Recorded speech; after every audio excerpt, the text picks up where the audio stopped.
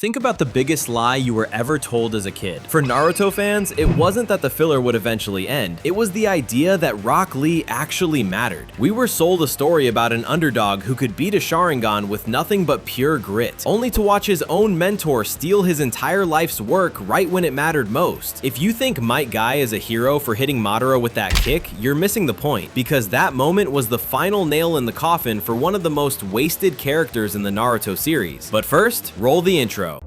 I got you got one of me inside my DNA. He's got war and peace inside my DNA.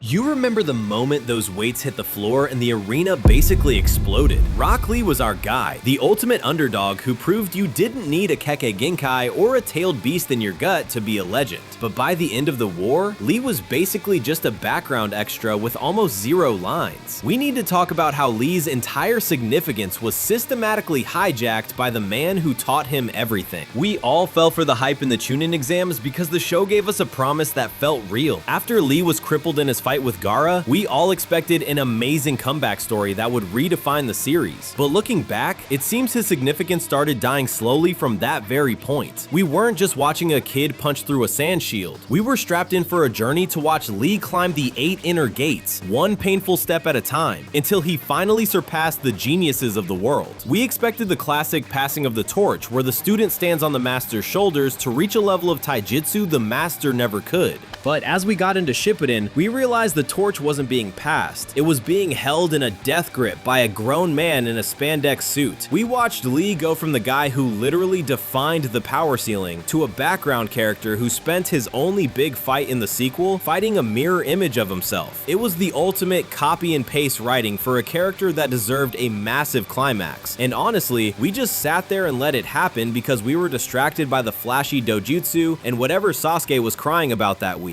I've been looking back at the gate milestones across the entire story, and frankly, the stats are depressing. I noticed a pattern that feels almost intentional. Every single major chakra peak for the gates was stripped from Lee and handed to my guy just to make him look cool. Think about it. Lee introduced the 5th gate in part 1, setting the stage for a spectacular rise. But where was Lee's 6th gate moment? I'll tell you where. It was Guy using it against a 30% Kisame clone. Where was the 7th gate reveal? It was Guy using Hirudora to humiliate the Akatsuki again. The Kazekage rescue arc was the first major missed opportunity. This was the perfect moment for Lee and Gaara to acknowledge their history, a moment where Lee's taijutsu could have been the key to breaking through the Akatsuki's defenses. Instead, Lee was sidelined into fighting a literal clone of himself, while Guy took the lead. Even the Drunken fist was completely tossed in the trash. Instead of Lee evolving that style into something that could challenge a Rinnegan user, we got more scenes of Guy being a rival to Kakashi. I truly believe the Might Guy fight against Madara was the final nail in the coffin for Rock Lee's relevance. By giving Guy the 8th gate, the writer gave the ultimate underdog payoff to a man who was already a legendary Jonin. During the 4th Shinobi World War, Lee should have been the one to demonstrate the true power of the Red Steam. Instead of Lee fulfilling his promise to prove that hard work beats a Sharingan, I saw him standing in the dirt, acting as a footstool for the man who was supposed to step aside 10 arcs ago.